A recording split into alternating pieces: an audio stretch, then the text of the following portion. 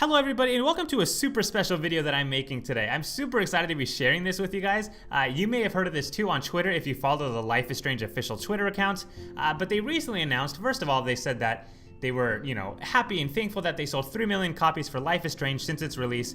And they wanted to share some exciting news that they were, since the box was released, so the box release of Life is Strange, which came out about a year ago, but ever since that was released, they've actually been working on Life is Strange 2, which is super duper exciting. I was madly in love with the first game in the series. It's one of those sort of choose your own path adventures where you mostly just like walk around and choose dialogue. So it's kind of like the Telltale games, or a little bit like, Heavy Rain and Beyond Two Souls. So games like that is sort of the system that it followed. But this game was amazing. And when it first came out, it had such a huge impact on the community, I think. I mean, it came from a pretty small company, Don't Nod. The only game they were really known for before that was Remember Me. And that was a good game, but it wasn't like a huge, amazing game that everyone was playing. But when Life is Strange came out, it felt like everybody on YouTube was playing it. A lot of my friends that don't even typically play games were into it, because it had one of those stories that didn't feel like a video game, because it was something that was so relatable that it almost just felt like a real life story type thing, I mean, it was a video game, but it almost felt like a movie, or like a story that a lot of people could relate to, because the main character in this wasn't in a zombie apocalypse. They weren't some hero. They weren't in some medieval times. Max Caulfield was just a normal person, and she did have that extraordinary superpower to rewind time and all that. But outside of that, she was just a normal, awkward high school girl. And I think that made the game so easy to relate to because she was just a normal person. And I think that's part of the reason that it took off with so many people. I mean, old people, young people, females, males, younger people. I already said that, but so many different people were into this game, and it felt like people that typically don't play games like this were playing this game. And so it was super cool to see the reception this game got. The writing in it was amazing, and so I don't want to spend this whole time, just kind of ranting about how much I love Life is Strange, because that's not technically what this is about. But I think the purpose of me saying all this is I'm super excited for Life is Strange 2. I think it's going to be an amazing game. There's no reason for me to distrust the company, especially after the amazing writing and the work they did in the first game. Even if I'm skeptical on how they would make a sequel, I'm happy to hear the news. Now, there's not a whole lot of news about it, so I don't have too much more to say, because the only thing they said is that it was something they were making. They didn't really go into a lot of detail on exactly what the game is going to be like, but I figured we can do a little bit of speculation now. Obviously, in a sequel, there's one of two routes they can go. They can either continue the story of Max Caulfield, or they can just switch it all up and use new characters, a new environment, new setting, but just sort of have that same plot design. In this scenario, I think they would probably just pick a new character and then give that character that sort of rewind ability, and then sort of go from there, right? So, but do it in a different place. So don't do it where Max Caulfield was. Do it maybe in a different state or a different country or something like that, and just kind of make it with the same type of plots, but like mix up sort of the climax, mix up the problem they have, all that type of stuff. So that's the other option.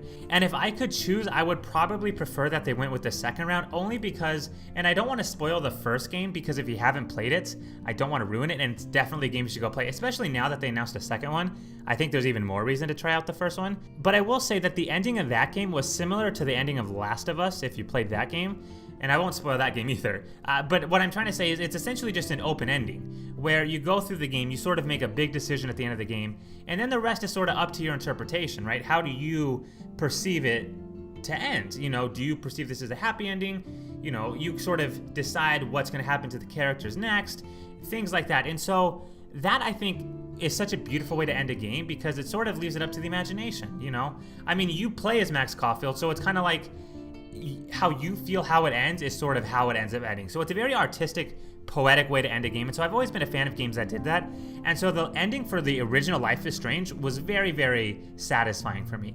And so if they did make Life is Strange 2 about what happens to Max Caulfield after, I would be a bit confused about how they would do that, especially as it pertains to her power.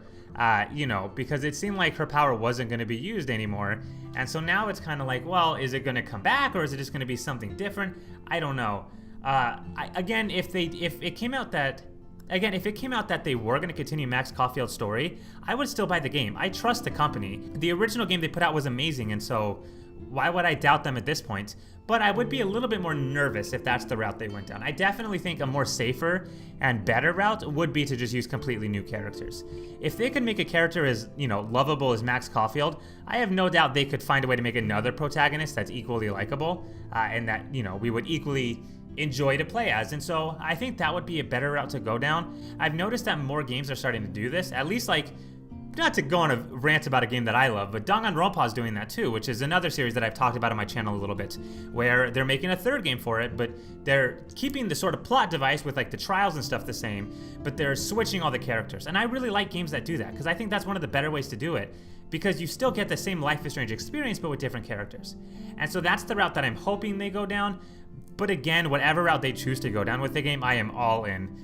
So again, this is one of my shorter videos because there's not too much news to come out. This is sort of just me kind of sharing my excitement for the game, and I wanted to kind of boast about how much I loved the original game. Let me know what you guys think about this game, and if you're excited for Life is Strange 2 and what you want it to be like. As we get more news on the game, I will definitely be making more videos on it because this is a game that I really, really love, and so it's fun to talk about.